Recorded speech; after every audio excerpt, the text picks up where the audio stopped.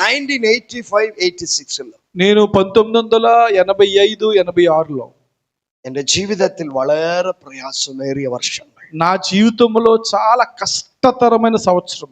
എന്റെ ഹാർട്ടിൽ ബലഹീനമായി. నాకు మా గుండెలో చాలా బలహీనత. എന്റെ പിതാവ് CSA ബാക്ക്ഗ്രൗണ്ടിലുള്ള ക്രിസ്ത്യൻ.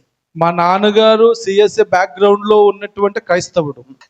എന്റെ മമ്മി കൺവെർട്ടഡ് ക്രിസ്ത്യൻ. మా అమ్మగారు కన్వర్టెడ్ క్రిస్టియన్ అన్నమాట. കുറേ നാൾ കഴിഞ്ഞിട്ട് ദൈവം അവർക്ക് എന്നെ മൂത്ത മകനായിട്ട് ദൈവം കൊടുത്തു. కొన్ని రోజులు అయిన తర్వాత పెద్ద కుమారుడిగా దేవుడు వారికి అనుగ్రహించాడు. എന്റെ പിതാവിന് കേരളത്തിൽ നല്ലൊരു ജോലി ഉണ്ടായിരുന്നു. మా నాన్నగారికి మంచి ఉద్యోగం ఉండేది.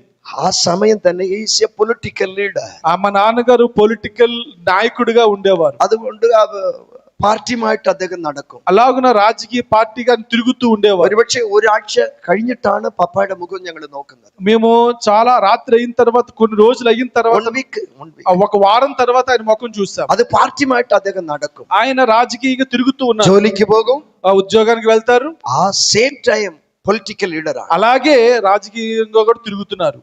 എന്റെ മമ്മിയുടെ പപ്പ എന്റെ താത്തగారు. మా నాన్నగారు, మా అమ్మగారి యొక్క నాన్నగారు నాకు తాతగారు. పూజారి. ఆయన పూజారి అన్నమాట. ഞങ്ങൾ അവിടെ కടന്നു പോകും. మేము అక్కడికి వెళ్తూ ఉండేవారు. എന്തിനു പോകും? ദൈവത്തെ ആരാധിക്കാനല്ല. మేము అక్కడికి వెళ్ళేది దేవుణ్ణి ఆరాధించడానికి కాదు. కొబ్బరికాయ అందుకే దానికి మంచి బనానా ఇస్తున్నారు, మంచి అరటిపండు ఇస్తారు. అరటిపండు కొబ్బరికి ഞങ്ങൾ പോകും. చర్చికి వెళ్తాం. നല്ല കടുങ്കാപ്പി ബ്രെഡും കിട്ടും. అక్కడ మంచి కాఫీని బ్రెడ్ దొరుకుతుందండి మాకు. അതിനു വേണ്ടി అവിടെയും പോകും. దాని కొరకు అవిടെയും പോകും, ఇవిടെയും പോകും. మేము చర్చికి వెళ్తాం, ఇక్కడికి వెళ్తాం. 15వ వయസ്സിൽ నా 15వ సంవత్సరంలో హృదయത്തിൽ బలహీనం కടന്നു. నా యొక్క గుండెకు బలహీనత. డాక్టర్ దగ్గర ഞങ്ങൾ పోయപ്പോൾ మేము డాక్టర్ దగ్గరికి వెళ్ళినప్పుడు അദ്ദേഹം പറഞ്ഞു, ఆయన అన్నారు, നിന്റെ ഹൃദയത്തിൽ വലിയ ബലഹീനമുണ്ട്. నా గుండెలో చాలా బలహీనంగా ఉంది. ഈ മരുന്ന് ഞങ്ങൾ തരുന്നുണ്ട്. ఈ మందు ఇస్తున్నాం. ఆ మరుదు കഴിച്ചു. ఈ మందు మీరు వాడండి. విడుదల లభించిല്ല. కానీ విడుదల రాలేదు. എന്റെ പഠനം തുടരുവാൻ കഴിഞ്ഞില്ല. నా యొక్క చదువు కొనసాగించలేదు. എന്നെ കൊണ്ട് നടക്കുവാൻ నా వల్ల అవ్వట్లేదు. ఎప్పుడు കിടക്കും, ఎప్పుడు బ్లడ్ వామిట్ ചെയ്യും. నేను ఏ తిన్న రక్తాన్ని వాంతు చేసుకునేవాడిని. ഞങ്ങൾ ദൈവത്തെ അന്വേഷിക്കുവാൻ തുടങ്ങി. మీ దేవుణ్ణి వెతకడం ప్రారంభించాం. കേരളത്തിലുള്ള ഓരോ അമ്പലങ്ങളിലും ടെമ്പിൾ, కేరళలో ఉన్న ప్రతి గుడికి వెళ్ళేవాళ్ళం. మసీదుലേക്ക് ഞങ്ങൾ പോയി. మసీదుకి వెళ్ళాము.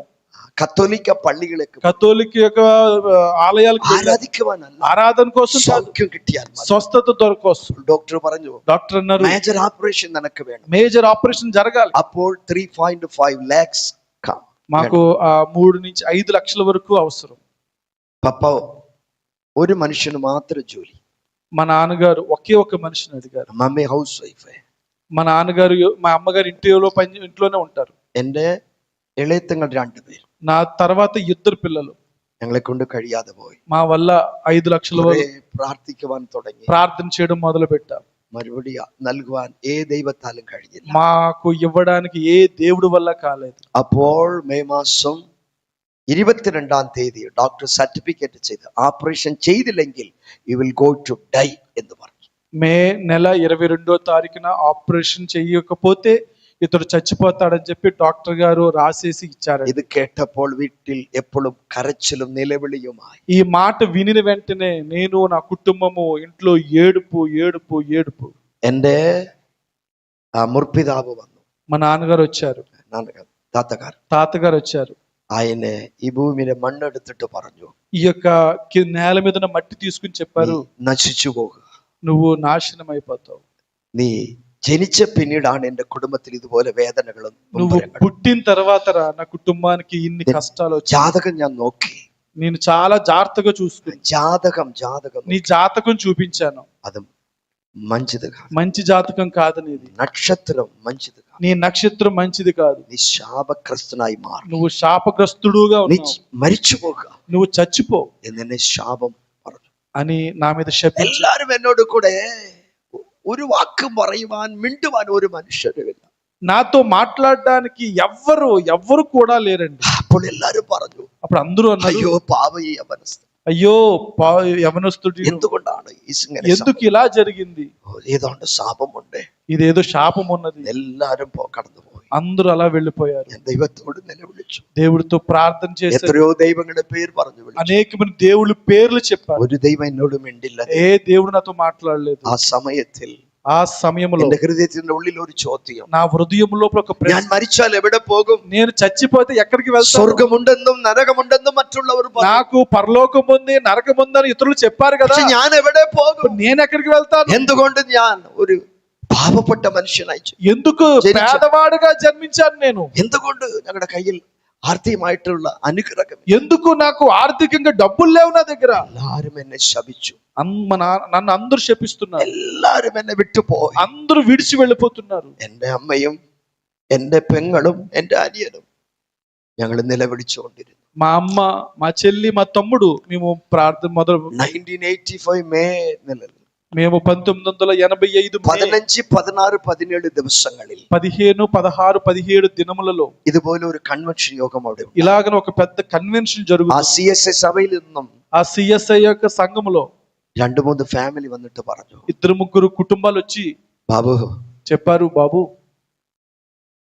നിനക്ക് യേശു സൗഖ്യം തരും. యేసు నిన్ను స్వస్థపరుస్తాడు. യേശുവിനെ നീ വിശ്വസിക്കുന്നു? యేసును నమ్ముతావా? ഞാൻ പറഞ്ഞു, യേശുവിനെ ഞാൻ വിശ്വസിക്കുന്നില്ല. నేను అన్నాను, యేసును ദൈവത്തിന്റെ പേര് ഞാൻ വിശ്വസിക്കുന്നില്ല. ఏ దేవుడిని నమ్మను.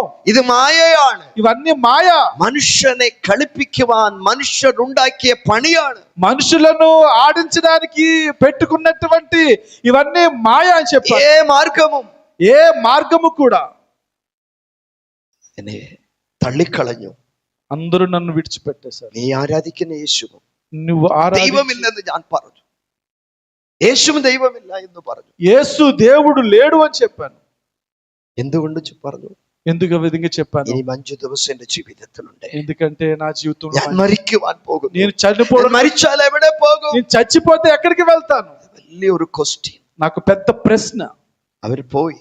అందరూ వెళ్ళిపోయారు. വൈകുന്നേരം വീണ്ടും വന്നു. సాయంకాలం మరలా వచ్చారు. ചോദിച്ചു, ബ്രദർ మరలా అడిగారు, బాబు നിന്നെ എവിടെ കൊണ്ടുപോകാം മോനെ? నిన్ను అక్కడ తీసుకుని നടക്കുവാൻ എന്നെ കൊണ്ടുവയ്യ. నేను అన్నాను, నడవలేను నేను. ഒരു ചേരിൽ എന്നെ ഇരുത്തിട്ട് నన్ను ఆ కుర్చీలో కూర్చోబెట్టి അവരെന്നെ ചുമന്നുകൊണ്ടുപോയി. నన్ను మోసుకుని వెళ్ళారు. ആ മീറ്റിംഗിന്റെ പുറകിൽ ഞാൻ ഇരുന്നു. ఆ మీటింగ్ పుറകിൽ ഞാൻ ഇരുന്നു. ఆ ఇంటి యొక్క చివరిలో నేను కూర్చున్నాను, వెనకాల కూర్చున్నాను. 15, 16, 17 17, 16, 3 ദിവസം എനിക്ക് ഒന്നും സംഭവിച്ചില്ല. ఈ 3 రోజులు నాకేమీ జరగలేదు. എത്രയോ പേർ പറഞ്ഞു യേശുവിനെ ഞാൻ കാണുന്നു. అందరూ అంటున్నారు, యేసు ప్రభు నిన్ను స్వస్థపరుస్తాడు. യേശുവിന്റെ പേര് പറഞ്ഞു വിളിച്ചു. యేసు నన్ను పేరు పెట్టి സൗഖ്യമാക്കി. నన్ను എന്റെ స్వస్థపరిచాడు. ഭൂതം പോയി, నాలో ఉన్న എന്റെ രോഗം പോയി. నా రోగం పోయింది. പക്ഷെ എനിക്കൊന്നും നടന്നില്ല. కానీ నాకు మాత్రం ఏం జరగట్లేదు. കടൈശി സമയം വന്നപ്പോൾ యేసు ప్రభు సమయం వచ్చేసరికి ഞാൻ ഇങ്ങനെ പറയുവാനിടയായി. నేను ఈ విధంగా చెప్పాను, యేసు സാക്ഷാൽ ദൈവം എന്ന് പറഞ്ഞു. నీవు నిజంగానే దేవుడు. ഈ പള്ളിക്കാരെന്നെ അവരെന്നെ കളിപ്പിച്ചത്. నాయన, ఇంతవరకు వీళ్ళందరూ నన్ను మోసం చేశారు. നീ സാക്ഷാൽ ദൈവമെങ്കിൽ నువ్వు నిజమైన దేవుడు అయితే എന്റെ കൈ കൊണ്ട് నేను నా చేతులతో నా కొట్టుకుంటూ ఏడవడానికి నా వల్ల కావట్లేదు. ബ്ലഡ് കടന്നു. ఎందుకంటే బ్లడ్ కక్కేసుకుంటున్నాను. വേദന ഒത്തിരിയായി. నా నొప్పి ఎక్కువైపోయింది. ആ സമയത്തിൽ అటువంటి సమయంలో ഞാൻ ആരാധിക്കാത്ത, నేను ఆరాధించలేని, నేను ആമേ യേശു എന്ന് വിളിക്കാത്ത యేసును అని పిలవలేని സാക്ഷാൽ ദൈവം ఆ దేవుడు ഭൂമിക്കും ആകാശത്തിനും നടുവിൽ നിൽക്കുവാൻ കണ്ടു. భూమికి ఆకాశమునకు మధ్యన వ్రేలాడుతూ నిలబడ్డాడు. ആ യേശു എന്നോട് കൂടെ മിണ്ടുവാൻ, ఆ యేసు ఆయన నిలబడి నాతో కనబడుతూ మాట్లాడుతూ ఉన్నాడు. ആമേൻ ఆమేన్. പ്രിയമോനെ, ഡോക്ടർമാർ നിനക്ക് വിധി എഴുതിയിട്ടുണ്ട്. డాక్టర్ నీకు రాసేసాడు, ఇన్ని ഈ రోజులు രോഗം കൊണ്ട് നീ മരിക്കും. నువ్వు చనిపోతావని, కానీ నువ్వు ఎన్నడూ ഈ രോഗം കൊണ്ട് മരിച്ചു പോകുകയില്ല. ఈ రోగముతో నువ్వు మరణించవు. ഞാൻ നിന്നെ സൗഖ്യമാക്കുന്നു. నేను నిన్ను നീ എന്നെ స్వస్థపరచబోతున్నాను. വിശ്വസിക്കുമോ? నీవు నన్ను నమ్ముతావా? നീ എന്നെ ആരാധിക്കുമോ? నీవు నన్ను ఆరాధిస్తావా? എന്നെ ഫോളോ ചെയ്യുമോ? నీవు నన్ను వెంబడిస్తావా? എനിക്ക് മിനിസ്ട്രി ബൈബിൾ ഒന്നും അറിയില്ല. నాకు బైబిల్ తెలియదు, ఏమీ తెలియదు. അപ്പോൾ കണ്ണുനീരോട് സമർപ്പണ ചെയ്തു. నేను కన్నీరుతో దేవుని ఎదుట യേശുവേ എന്നെ సమర్పించు. സമർപ്പണം ചെയ്യുന്നു. యేసయ్యా అని చెప్పి సమర్పించుకున్నాను. അപ്പോൾ അവിടെ വന്നതായ ഗസ്റ്റ് സ്പീക്കർ പാസ്റ്റർ പറയുന്നു, అక్కడ వచ్చినటువంటి గెస్ట్ స్పీకర్ పాస్టర్ గారు అంటున్నారు, ഒരു യവനസ്ഥനോട് ദൈവം സംസാരിക്കും. ఒక యవ్వనస్తుడితో దేవుడు మాట్లాడుతున్నాడు అని ഷർട്ട് കളർ ഇതാണ്, ఆయన చొక్కా రంగు ఇదని చెప్పాడు. അന്ന് പോയ രോഗം ഇന്ന് വരെ വന്നിട്ടില്ല. ఆ రోజు పోయిన రోగము ఈ రోజు వరకు రాలేదు. കഴിഞ്ഞ 40 വർഷം ഞാൻ ദൈവത്തോട് നടക്കുന്നു. నేను అప్పటి నుంచి దేవుడితో నడుస్తున్నా. 40 years I am walking with God. నేను 40 సంవత్సరాల బట్టి దేవుడితోనే నడుస్తున్నాను. Hallelujah. ఈశ్యం మంచువాడమ్మ. యేసయ్య మంచివాడు. Hallelujah. హల్లెలూయా. അന്ന് പോയതായ രോഗം വീണ്ടും എന്റെ ശരീരത്തിൽ വന്നിട്ടില്ല. మరలా ఈ రోజు వరకు ఆ రోగం అనేదే రాలేదండి. యేసు మంచివాడు. యేసు మంచివాడు.